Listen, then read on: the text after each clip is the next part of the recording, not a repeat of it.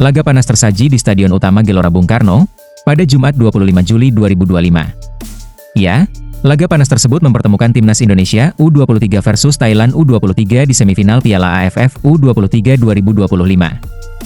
Pelatih Gerald van den Burg membuat sejumlah kejutan dalam susunan pemain. Tanpa kehadiran Arhan Fikri dan Tony Firmansyah, ia menempatkan Doni Tripamungkas sebagai motor lini tengah bersama Robbie Darwish dan Dominikus Dion. Sejak peluit awal dibunyikan, skuad Garuda Muda langsung tampil menekan. Pola agresif yang sudah mereka terapkan sejak laga pembuka kembali jadi senjata utama. Pada menit ke-7, peluang emas pertama pun datang. Aksi individu Rahmat Arjuna dari sisi kiri berujung umpan tarik matang ke arah Doni Tripamungkas. Sayangnya, sepakan kaki kiri Doni masih melenceng dari sasaran. Thailand tak tinggal diam, mereka membalas lewat skema bola mati. Sundulan Patarapon Suksakit di menit ke-11 membentur mistar gawang. Bola liar sempat memicu kemelut, tapi berhasil disapu keluar oleh pertahanan Indonesia. Tekanan dari tim Gajah Perang terus berlanjut, Pantamit Prabhan hampir saja memanfaatkan kelengahan lini belakang Indonesia, tapi bola masih bisa diredam menjadi sepak pojok. Thailand kemudian bermain lebih disiplin dengan lini belakang yang rapat, menyulitkan para penggawa merah putih untuk menembus pertahanan mereka. Mereka juga tak segan bermain keras, membuat wasit harus mengeluarkan 2 kartu kuning untuk Pantamit dan Chayapon Oton. Peluang terbaik Indonesia berikutnya lahir di menit ke-29. Umpan silang Rahmat Arjuna disambut sundulan Jens Raven, namun bola hanya membentur tiang gawang. Frustrasi makin terasa. Laga terus berjalan intens, kedua tim sama-sama melakukan pressing ketat. Thailand berkali-kali mematikan alur serangan Indonesia, tapi Van den Burg dan anak-anak asuhnya tetap gigih merebut penguasaan bola. Di laga ini, perjuangan skuad Garuda patut untuk mendapatkan apresiasi. Mereka seakan tak kenal lelah meskipun lawan yang dihadapi adalah tim sekelas Thailand. Terlepas dari hasil, publik Vietnam dibuat bingung dengan sikap Presiden Federasi Sepak Bola Thailand Walpan Lamsam atau yang akrab disapa Madam Pang.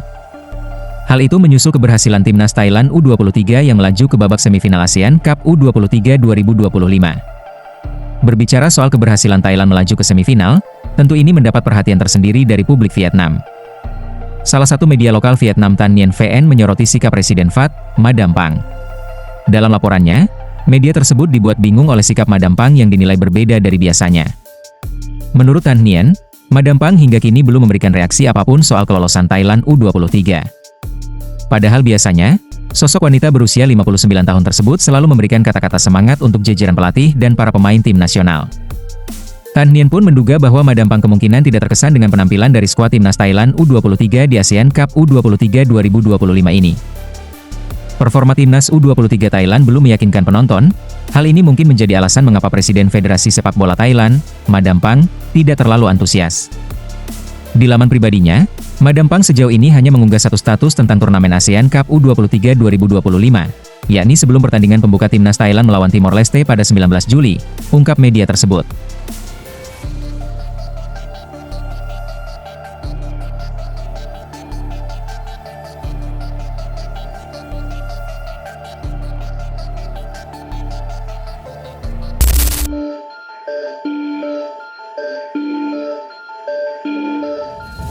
Sebagaimana yang diketahui, timnas Indonesia kini sedang dalam masalah besar jelang ronde keempat kualifikasi Piala Dunia 2026 zona Asia pada Oktober 2025 mendatang.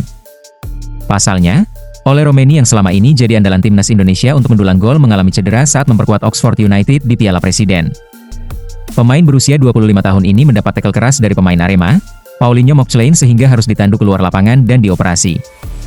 Sebagai langkah antisipasi absennya Ole Romeni, PSSI pun langsung mengambil langkah serius dengan mencari 2 pemain keturunan baru untuk dinaturalisasi.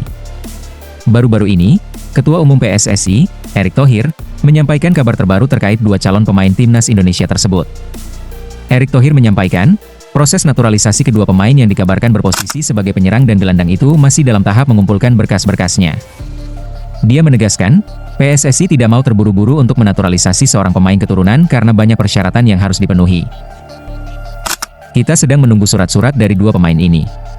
Saya belum mendapatkan surat-suratnya, karena kita dalam naturalisasi ini harus benar hati-hati, kita tidak mau menghalalkan segala cara. Prototipe yang kita sudah sukses lakukan selama ini, bahwa mereka bergabung karena kecintaan kepada Merah Putih, punya darah Indonesia, dan mereka tentu tidak ada komersial, dalam arti memang ini kemauan mereka, jadi kita cukup hati-hati, ungkap Erick Thohir. Pria yang juga menjabat sebagai Menteri BUMN ini pun menyebut bahwa respons 2 pemain ini cukup positif ketika diajak untuk bergabung. Selain itu, Erick Thohir menyatakan bahwa proses dua pemain naturalisasi ini akan digabung dengan Mauro Zylstra yang disiapkan untuk U23. Dia pun berharap proses naturalisasi ketiga pemain ini bisa berjalan lancar. Oleh karena itu, dia berencana untuk menemui Presiden Prabowo. Ya, alhamdulillah respons dari kedua pemain dan orang tuanya positif, tapi kertasnya belum masuk. Jadi kita menunggu, nanti prosesnya kita harapkan bersama Mauro, karena DPR sudah reses jadi kita akan register Agustus. Mudah-mudahan kita dapat kemudahan, dan karena itu sendiri saya akan menghadap kepada Bapak Presiden minggu depan, mudah-mudahan bisa diterima untuk menyampaikan hal-hal seperti ini, jelas Erick Thohir.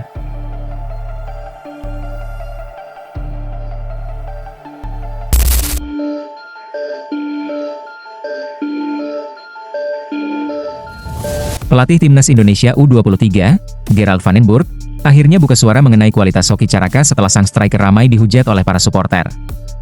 Hoki Caraka sempat menjadi sasaran hujatan dari sejumlah supporter karena penampilan yang di bawah standar. Di Piala AFF kali ini, striker berusia 20 tahun tersebut sangat kesulitan untuk menunjukkan performanya. Hal tersebut yang membuat netizen kesal dan menyampaikan hujatannya kepada Hoki Caraka. Bahkan, striker PSS Sleman itu sempat melayangkan somasi kepada beberapa netizen yang melakukan hujatan secara berlebihan di Instagram. Meski begitu, Gerald van den Burg selaku pelatih kepala menyampaikan pembelaannya. Van den Burg percaya bahwa selama Timnas Indonesia U23 mampu menciptakan peluang, maka gol akan tiba dengan sendirinya.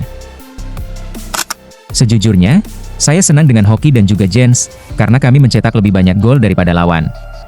Anda tahu jika kami mendapatkan peluang lebih banyak daripada lawan, maka kami bisa mencetak lebih banyak gol. Itu akan lebih sulit bagi lawan untuk mencetak gol ketimbang kami. Jadi kami mendapatkan peluang melawan Filipina dan juga Malaysia, saya senang kami punya peluang lebih banyak dan pada akhirnya gol akan tiba.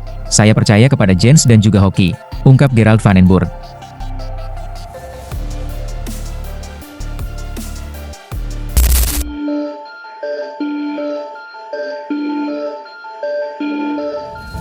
Malaysia telah menemukan lawan baru setelah menolak permintaan laga uji coba dengan Timnas Indonesia dan membatalkan CAF Nation Cup. Ya, Malaysia akhirnya menemukan lawan untuk mengisi agenda FIFA Matchday edisi September 2025 mendatang. Sebelumnya, Malaysia menolak permintaan Timnas Indonesia untuk beruji coba dengan alasan Harimau Malaya diajak untuk tampil di turnamen di Asia Tengah, CAF Nations Cup. Sampai akhirnya Malaysia justru membatalkan ajakan CAF Nations Cup karena digelar di luar jadwal FIFA Matchday. Malaysia pun turut mengubah rencana dengan melaksanakan laga uji coba. Namun ternyata, lawan yang diajak oleh Malaysia tak terlalu menguntungkan Harimau Malaya di ranking FIFA. Ya, mereka adalah Palestina dan Singapura. Malaysia resmi mengundang dua negara ini untuk tampil di laga uji coba internasional pada September 2025 mendatang. Malaysia akan menghadapi Singapura pada 4 September 2025 dan diikuti oleh laga melawan Palestina pada 8 September 2025 mendatang. CEO Timnas Malaysia, Rob Friend memastikan jadwal tersebut sudah didaftarkan ke FIFA. Dia mengakui supporter Singapura tak butuh memakan waktu dan jarak untuk mendukung timnas mereka melawan Malaysia. Sementara itu, Palestina disebut Rob Friend menjadi lawan yang pantas untuk menguji kemampuan tim jelang lanjutan kualifikasi Piala Asia 2027. Kami dengan bangga sudah menyegel 2 pertandingan berkualitas. Ini adalah kesempatan luar biasa untuk bermain di hadapan para penggemar di Kuala Lumpur. Palestina menawarkan tantangan taktikal dengan kualitas mereka sebagai negara yang berada di 100 terbaik FIFA ranking, ungkap Rob Friend kepada awak media. Sebenarnya, Malaysia tak terlalu diuntungkan dengan 2 lawan tersebut mengingat secara hitungan, Malaysia tak akan mendapatkan banyak poin jika melawan Singapura. Malaysia yang berada di posisi 125 ranking FIFA justru tak akan memiliki poin banyak karena Singapura saat ini berada di posisi 159 ranking FIFA.